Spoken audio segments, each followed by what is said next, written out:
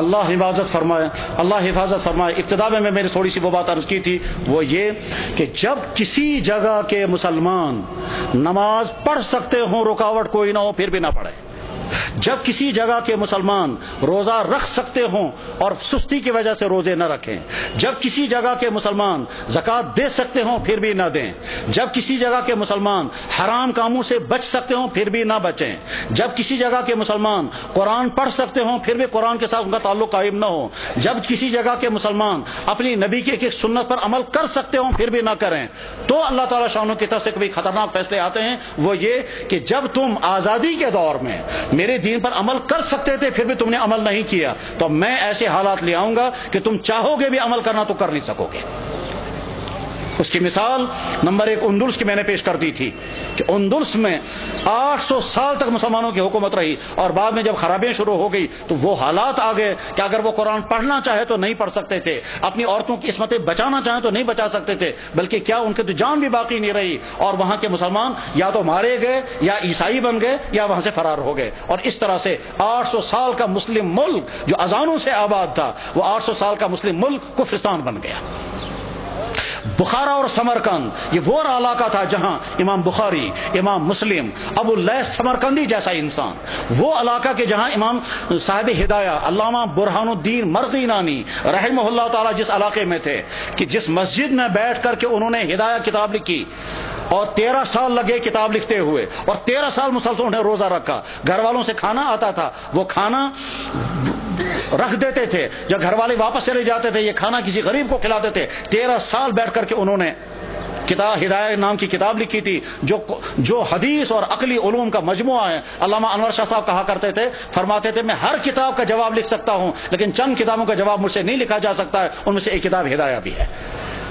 जिस मस्जिद में साहब हिदाया ने वो किताब लिखी थी उस मस्जिद में शराब खाना चलता है।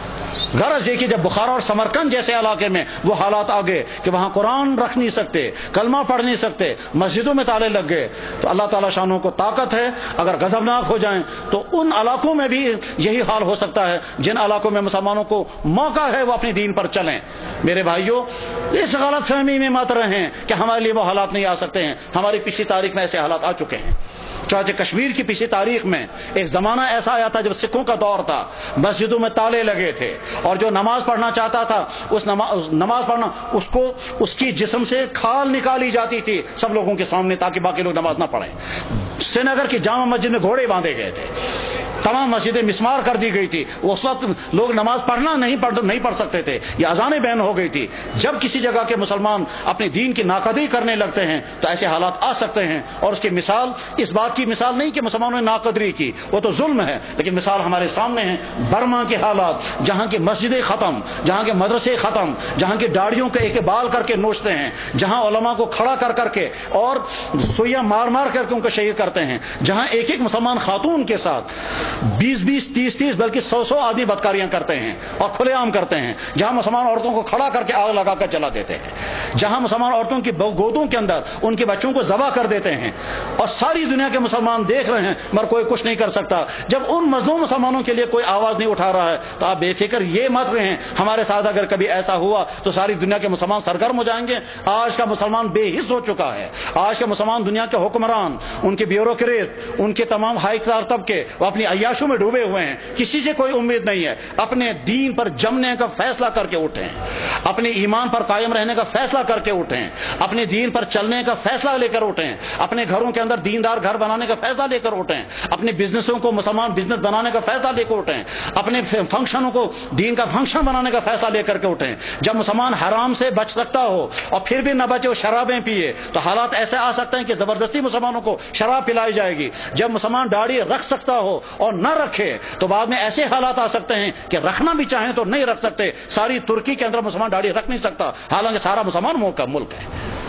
تو ایسے حالات آ سکتے ہیں، اس لیے اپنے دین کے ساتھ وفاداری کا فیصلہ کرو، ورنہ تو ایسا ہو سکتا ہے کہ اللہ جب تم میرے دین کے ساتھ وفاداری نہیں کرو گے تو میں تم پر ایسے حالات لا سکتا ہوں کہ تم چاہو گے بھی میرے دین پر عمل کرنا تو کر نہیں سکو گے۔ اللہ جل شانہ اس برے انجام سے ہم سب کی حفاظت فرمائے، ہمارے ان اکابرین کی حفاظت ہو، مدارس کی، مساجد کی، دین کے و دینی اداروں کی، دین کے کام کرنے والوں کی اور دین پہ جننے والوں کی مدد فرمائے۔ وآخر دعوانا ان الحمد للہ رب العالمین برحمتک یا ارحم الراحمین، آمین۔